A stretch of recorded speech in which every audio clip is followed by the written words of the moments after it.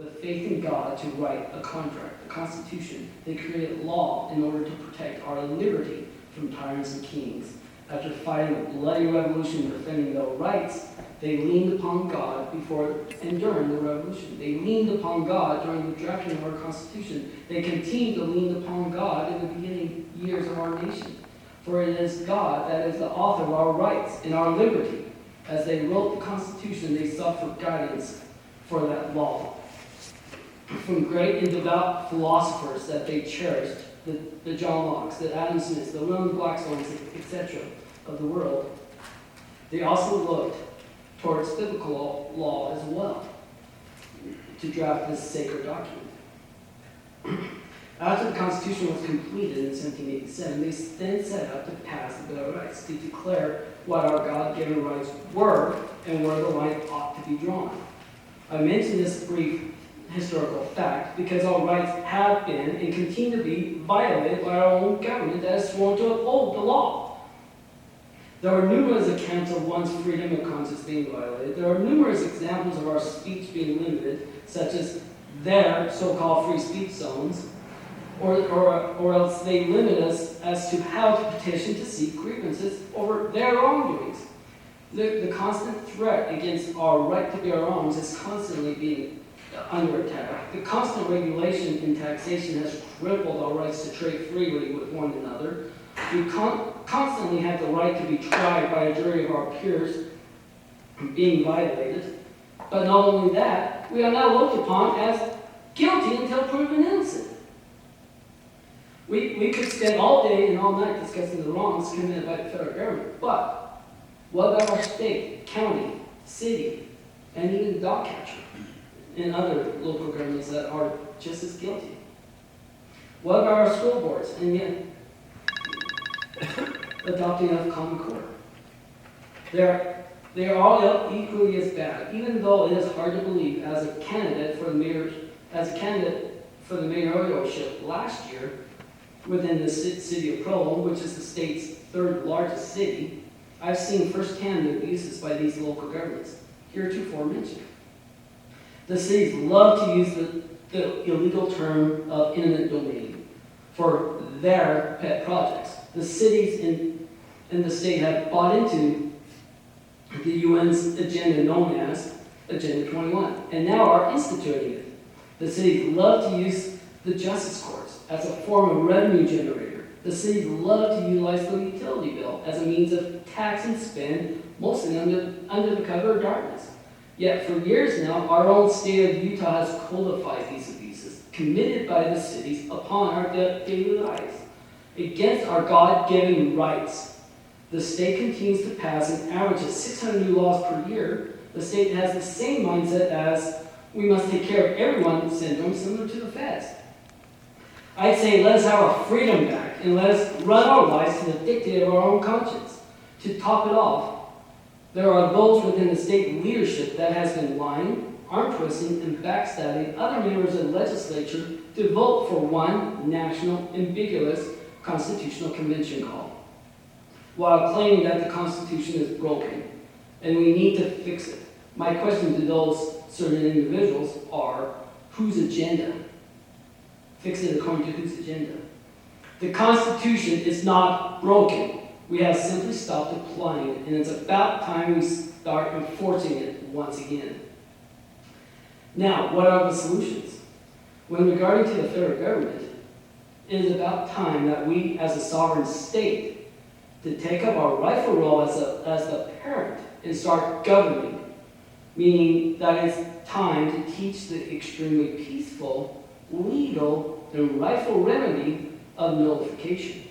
Simply stating that a law, agency, or court opinion that is repugnant of that law, the U.S. Constitution, is now null and void within our sovereign borders of Utah. And that they, being the feds, are no longer welcome here. It is time for us to stand up by our local elected county sheriffs and to supply them the means of enforcing the Constitution within their counties for the protection of their constituencies. Even if they are forced to arrest certain arrest and detain certain rogue, governmental, abusive agencies. While on the subject of federalism, I feel it is prudent to mention that there will come challenges as well, such as educating a no backbone, clueless governor, as well as figuring out a way of sustaining the needs of the state without the federal money, and how to end that addiction to that money. For it is the money that the feds seem to love to dangle like a carrot in front of our faces, tempting us to take it. I personally have my ideas and would love to hear your ideas as well as to solving this awful addiction. United, we can and will find a solution to this awful addiction. When it comes to the individual cities and towns, there is a lot that the state can do to restrict their wrongs as well. See, in Utah, there are two different forms of cities and counties. One is a corporation, and the other is a charter. The state has the complete control over the city and county corporations, and their laws or codes, and not so much over the city and county charters. For the reason being is that in order for the city and county to become chartered, they must draft their law, their constitution as it were, in accordance with the state and federal constitutions. Here in Utah, there is only one city and only one county that are chartered. All the rest of these city and county corporations are counties are corporations.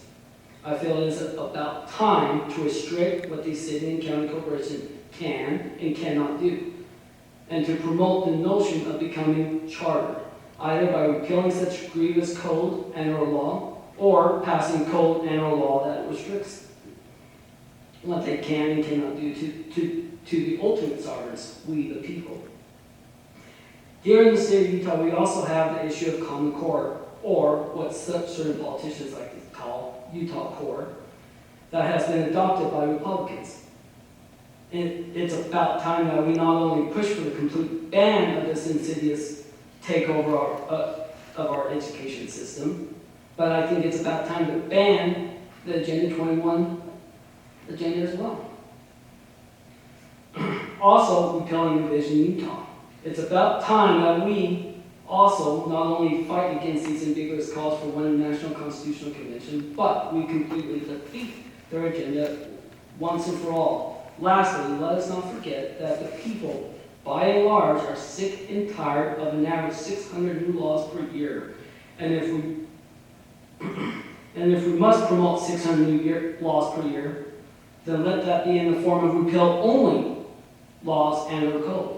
In closing, let us move forward, as our founders did, with complete and unequivocal faith in our Creator for guidance and direction. Let us move forward in this new era of restoration of principles that we once enjoyed in this nation and state. Let us move forward in this year and enforce the Constitution.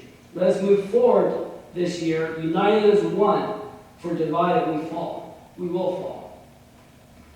Let us go forward and win this year and declare unto the monopolist two-party system that this is our new Declaration of Independence. Yeah.